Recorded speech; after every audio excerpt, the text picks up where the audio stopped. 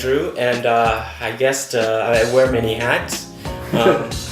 But the main one that actually pays the bill is the one that, being a journalist. And I've been a journalist since 1989. It's a very strange thing because I started out in creative writing at San Francisco State in creative writing. And what happened was I was in an autobiography class, and a classmate took my essay and gave it to a well-known writer named Richard Rodriguez. Mm-hmm. And he read it, he invited me to tea, and he said, I know you want to write novels and short stories, but you can be literary in a newspaper.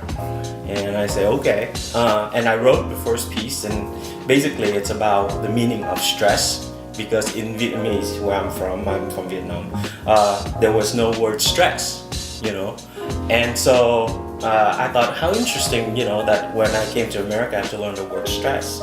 Anyway, and so I did a comparison. Why is it that in Vietnam we don't have the word stress, and why do Americans, function on it? And apparently it ran in like 5 different newspapers, and I got money and clippings back, and next thing I was hooked. I thought, okay, so Richard was right. So, but that didn't mean I gave up my literary ambition. I just figured it out that, not everyone ended up being famous novelists, and, and I still could have a literary career writing for op-eds and other things. So that's what I went with. And it's interesting because people say, who's your favorite Asian writers, and I actually didn't have any because I knew non-Asian writers. And but there was the same time when I was in creative writing program at San Francisco State in 1989, I was 1 out of 2 Asians that were in it.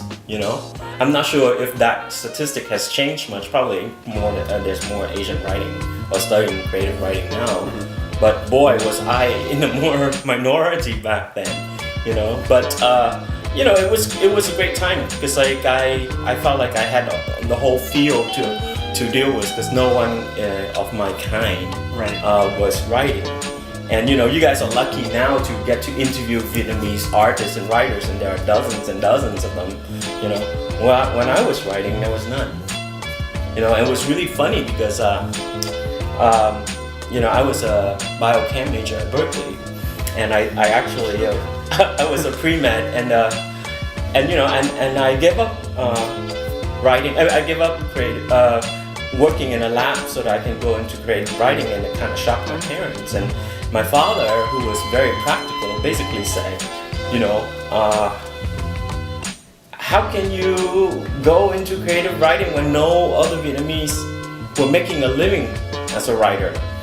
And you have to remember, this is 1989, so 88, 89 was, we're barely into 15 years of the Vietnamese experience. And as a group of people, 95% or 96% of us were immigrants, maybe 4% were native borns.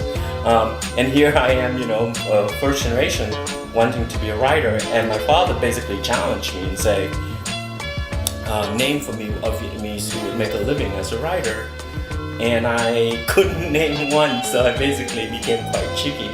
And I say, well, Dad, I guess it would be me, But I remember very clearly when I said that, was that there was something that was changing inside of me, because, I'm from a very conservative family, from, typical Asian family where you sort of obey your parents and, so on. And the moment I challenged him and sort of stood up to him and stare into his eye and say, well, I'm going to be my own man, it was a kind of important internal threshold that I needed to pass, And it was important because, a man's pride, right? Now I cannot go back on my word. What if I couldn't make a living as a writer? I'm totally going to be screwed. So I really made a point of trying. And I was pretty lucky because, like I say, the first semester at San Francisco State, and basically I was hired as a journalist. And it wasn't even something that I had planned, because I thought I was going to write short stories and stuff like that. But in the end, I ran with what was available, and I don't regret it, because in fact it sent me to travel around the world. So if I have a message, say follow your own bliss. Love your parents, but don't necessarily obey them.